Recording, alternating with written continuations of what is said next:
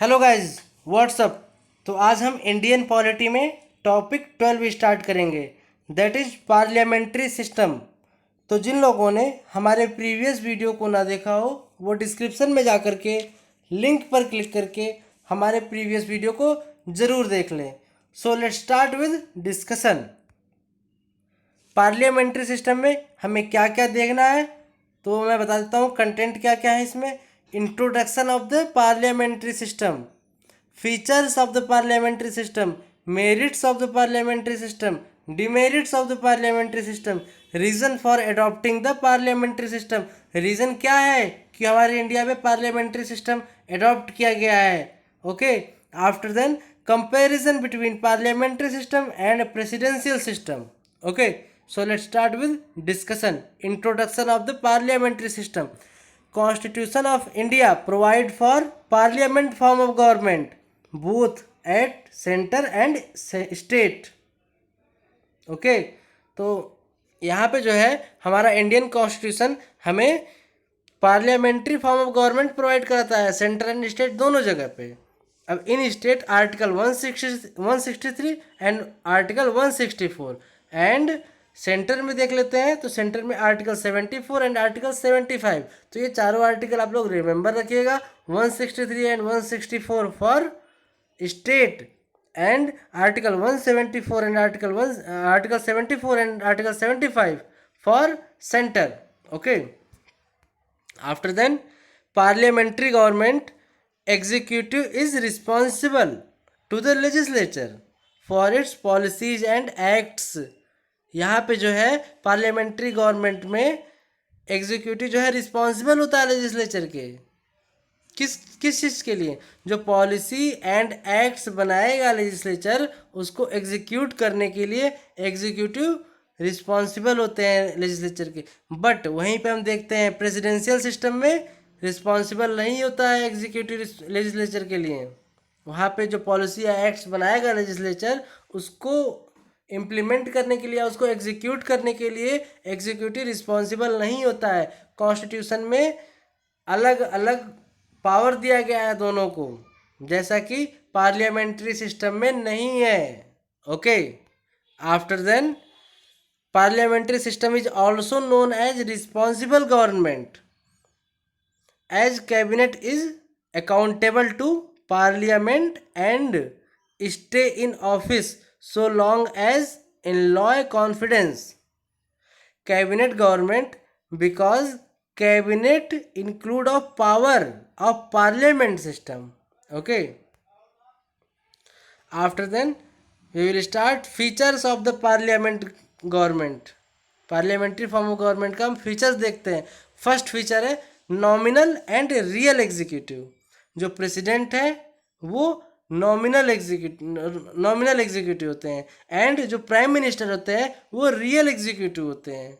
And जो हमारे prime minister होते हैं उनको हेड ऑफ गवर्नमेंट कहा जाता है, बट जो हमारे प्रेसिडेंट होते हैं उनको हेड ऑफ स्टेट कहा जाता है। तो ये आप लोग याद रखिएगा, nominal and real. After then collective responsibility, minister as are collective responsibility to the parliament in general and legislative in particular, article 35। Okay, अब यहाँ पे कलेक्टिव रिस्पॉन्सिबिलिटी मीन्स जो एग्जीक्यूटिव होते हैं they are responsible to legislature, they swim and sink together. ये बोला जाता है कि वो साथ तैरेंगे और साथ डूबेंगे भी, इसीलिए इसको यहाँ पे कलेक्टिव रिस्पॉन्सिबिलिटी बताएगी ये फीचर्स में।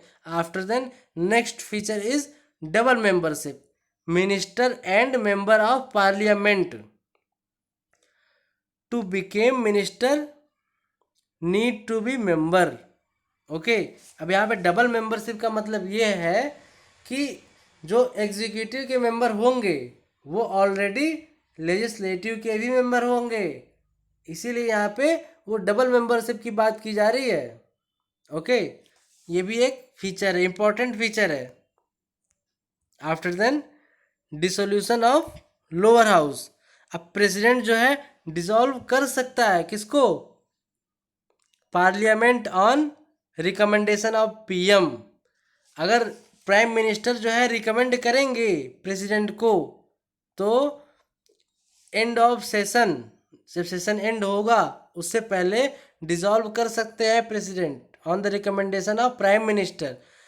पार्लियामेंट्री सिस्टम, ड्यूअल एग्जीक्यूटिव, जो यहाँ पे एग्जीक्यूटिव होते हैं वो ड्यूअल होते हैं। ड्यूअल क्यों बोला जा रहा है?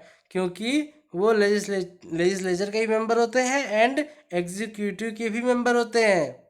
After then minority party rule, जो माइनॉरिटी हमारे यहाँ पे सेक्शन होता है, जैसे जो कास्ट वगैरह माइनॉरिटी कास्ट के लोग होते हैं उनका भी यहाँ पे रूल होता है। क्यों होता है रूल वहाँ पे? यहाँ पे क्योंकि कुछ मिनिस्टर होते हैं जो माइनॉरिटी सेक्शन के होते हैं, SC ST या OBC या अदर वीकर सेक्शन के होते हैं, तो उनका रूल भी यहाँ पे चलता है पार्लियामेंट्री सिस्टम में, माइनॉरिटी पार्टी रूल का मतलब। ओके, एंड कलेक्टिव रिस्पॉन्सिबिलिटी, ये तो मैंने भी प्रीवियस स्लाइड में आपको बता दिया कि सभी मिनिस्टर्स का जो है कलेक्टिव रिस्पॉन्सिबिलिटी होता है।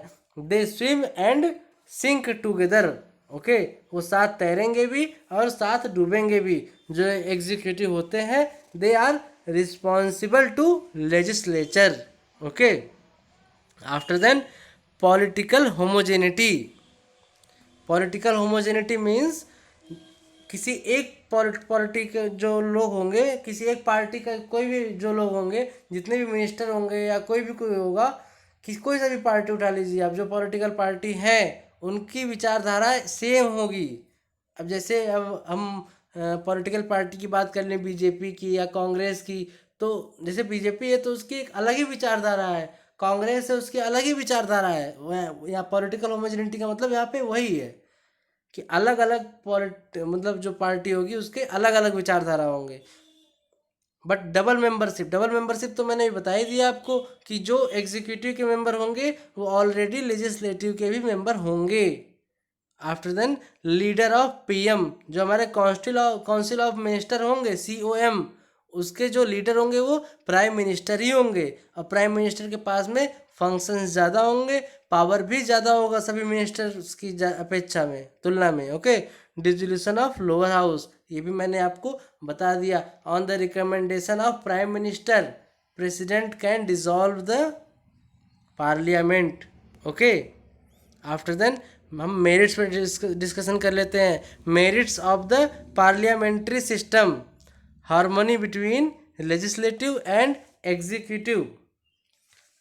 अब harmony between legislative and executive का मतलब क्या हो गया यहाँ पे?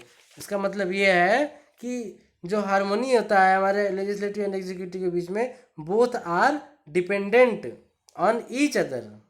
इसी को बोला गया है यहाँ पे harmony between legislative and executive, क्योंकि ये दोनों जो डिपार्टमेंट है, दोनों ऑर्गन जो है legislative and executive, both are dependent on each other. After then second merit is responsible government. अब रिस्पॉन्सिबल गवर्नमेंट का मीन्स क्या है? कि जो गवर्नमेंट है वो रिस्पॉन्सिबल है, मीन्स अच्छी बात है कि वो रिस्पॉन्सिबिलिटी है इसके अंदर में, जैसा कि प्रेसिडेंशियल सिस्टम में नहीं है। After then prevent despotism. अब डेस्पोटिज्म की जो बात आ रही है यहाँ पे, डेस्पोटिज्म करने के जो चांसेस होते हैं इसमें कम होते हैं पार्लियामेंट्री सिस्टम में। पार्लियामेंट्री सिस्टम में कम क्यों होते हैं? क्योंकि इसमें सभी लोग ग्रुप में रहते हैं, ग्रुप के साथ में काम करते हैं, इसीलिए यहाँ पे डेस्पोटिज्म नहीं होती है। बट प्रेसिडेंशियल सिस्टम में डेस्पोटिज्म देखने को मिलता है। And after then wide representation. अब सभी सेक्शन एंड रिलीजन का यहाँ पे रिप्रेजेंटेशन होता है, इसी को बोला जा रहा है कि वाइड रिप्रेजेंटेशन होता है। ये पार्लियामेंट्री सिस्टम का मेरिट है कि सभी सेक्शन एंड सभी रिलीजन के लिए एक्ट्स या लॉज बनते हैं एंड उनका रिप्रेजेंटेशन किया जाता है। After then we can move towards demerits. अब डीमेरिट्स क्या क्या है पार्लियामेंट्री सिस्टम के, वो हम देख लेते हैं।